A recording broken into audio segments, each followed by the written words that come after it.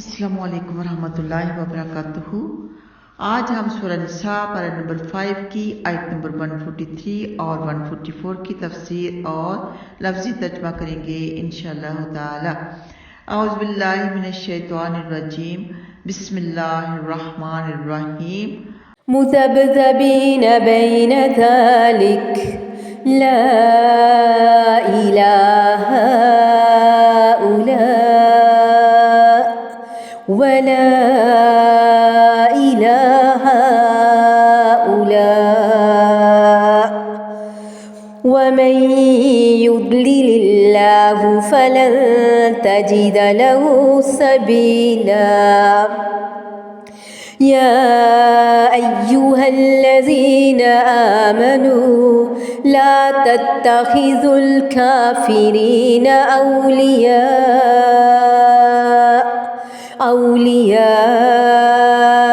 من دون المؤمنين أتريدون أن تجعلوا لله عليكم سلطانا مبينا إن المنافقين في الدرك الأسفل من النار ولن تجد لهم نصيرا إلا الذين تابوا وأصلحوا واعتصموا بالله وأخلصوا دينهم لله فأولئك مع المؤمنين وسوف يؤتي الله المؤمنين أجرا عظيما ما يفعل الله بعذابكم إن شكرتم وآمنتم وكان الله شاكرا عليما۔ اللہ سبحانہ تعالیٰ فرماتے ہیں اس کے درمیان متردد ہیں، نہ ان کی طرف ہیں اور نہ ان کی طرف، اور جسے اللہ تعالیٰ گمراہ کر دے پھر تو اس کے لیے ہرگز کوئی راستہ نہ پائے گا۔ منافقین کی حالت انفاق پر مزید روشنی ڈالی گئی ہے کہ وہ ایمان و کفر کے درمیان حیران اور مضطرب ہوتے ہیں، لٹکے ہوئے ہوتے ہیں، نہ ادھر کے ہوتے ہیں نہ ادھر کے ہوتے ہیں۔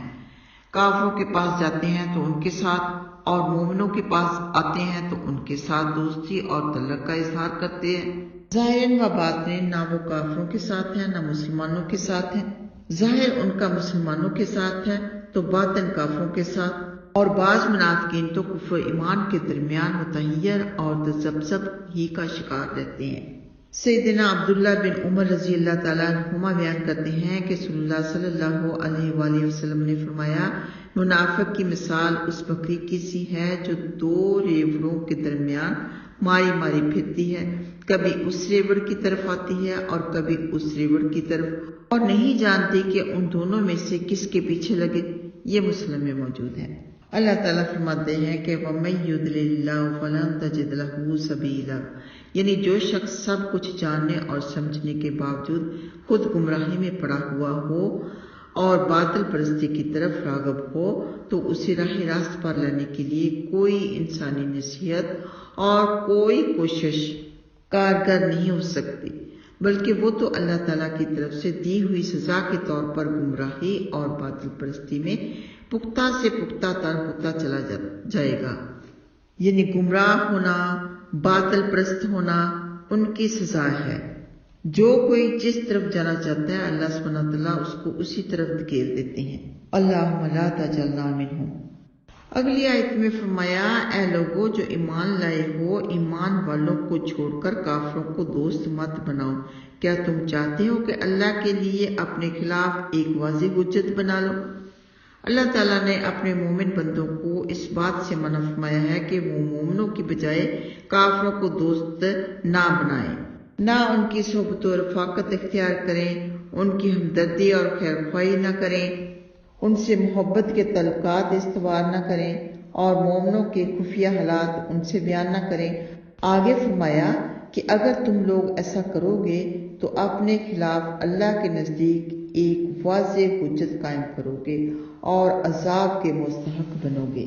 سورہ آل عمران میں بھی آپ پڑھ چکے نا، آیت نمبر 28 میں، کہ اللہ نے فرمایا کہ مومنوں کو چھوڑ کر کافروں کو مت بناؤ دوست۔ تو یہاں بھی اللہ تعالیٰ یہی فرماتے ہیں، مومن مسلمان سب ایک دوسرے کے بھائی ہیں، ان کی ہمدردی ہمارے اوپر فرض ہے، ان کی خیر خواہی ہم پر لازم ہے۔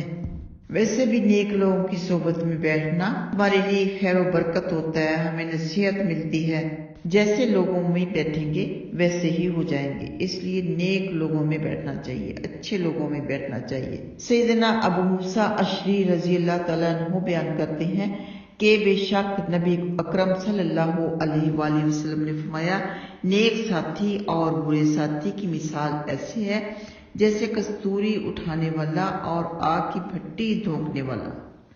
پس کستوری اٹھانے والا یا تو تجھے کستوری عطیہ دے گا یا تو خود اس سے خرید لے گا، یا یہ کہ کم از کم تو اس سے پاکیزہ خوشبو تو پا لے گا، اور بھٹی دھونکنے والا یا تو تیرے کپڑے جلا دے گا یا پھر تو اس سے بدبو ضرور پائے گا۔ یہ بخاری میں موجود ہے۔ حدیث نمبر 5534۔ آئیے آتے ہیں لفظی ترجمہ کی طرف۔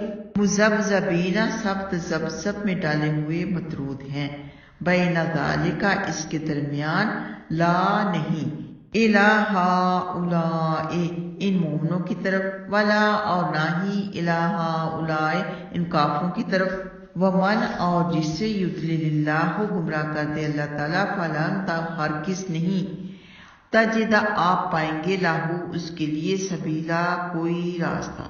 یا ایھا الذین اے وہ لوگ جو آمنو سب ایمان لائے ہو، لا تتخذوا مت تم سب پکڑو بناؤ، الکافرین کافروں کو، اولیاء دوست، من دون المؤمنین مومنوں کے علاوہ، کیا تریدون تم سب چاہتے ہو، کہ تجعلوا تم سب بنا لو، للہ اللہ کی طرف، علیکم اپنے اوپر، سلطان مبینہ واضح دلیل، یعنی تمہیں کافروں کی دوستی سے منع کیا گیا تھا تو ان سے دوستی کر کے اپنے خلاف اللہ کو دلیل مہیا کرنا چاہتے ہو کہ وہ تمہیں اس حکم عدلی کی سزا دے۔